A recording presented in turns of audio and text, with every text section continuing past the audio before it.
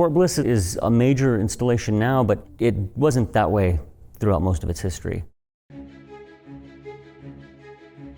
Really, the origins date back into the 1840s when we had the war with Mexico. In 1848, the United States signed the Treaty of Guadalupe, Hidalgo. This ended the Mexican-American War. The land north of the Rio Grande became part of the United States.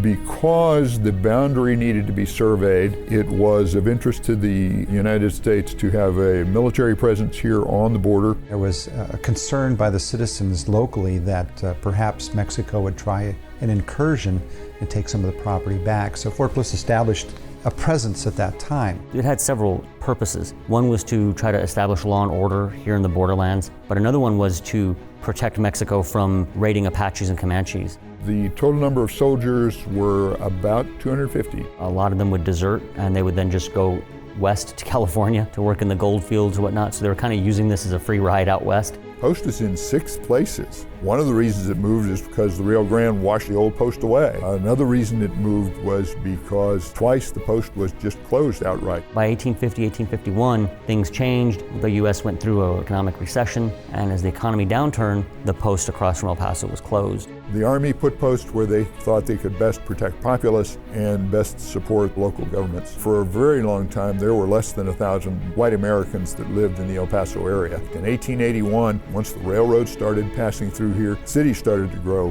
very quickly. It just opened up the avenue for the military to move provisions when they needed to do it. Because we had 5 railroads that converged here in El Paso, and it was the gateway also to Mexico, this was a natural strategic point to place a regional installation. One of the things that happens is, of course, the infamous raid of Pancho Villa when he crosses the border at Columbus, raids Columbus, New Mexico. What started out with what he thought was going to be a slaughter ended up he lost a lot of his soldiers to automatic weapons. Although he was thrown out, that really brought to a head concern that now we had incursions in the United States. General Pershing, who was commander of Fort Bliss at the time, would be tasked with chasing Pancho Villa. There was one major mission that ultimately took 10,000 soldiers. By the spring of 1917, the United States gets involved in World War I. Punitive expedition is recalled, and it's kind of seen as we've got bigger fish to fry. I think as one of the oldest posts in the Army, this post has a lot of history. I take my hats off to the soldiers and their families. You know, we've built a country because of the opportunities that they've given us, the opportunities of safety here in our homeland.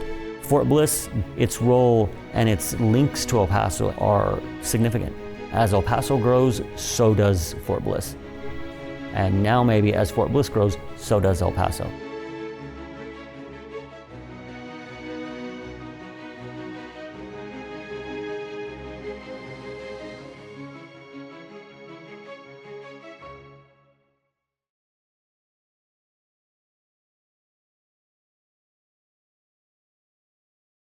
Only in El Paso is a collaboration between KCOS, Destination El Paso, and PBS Digital Studios.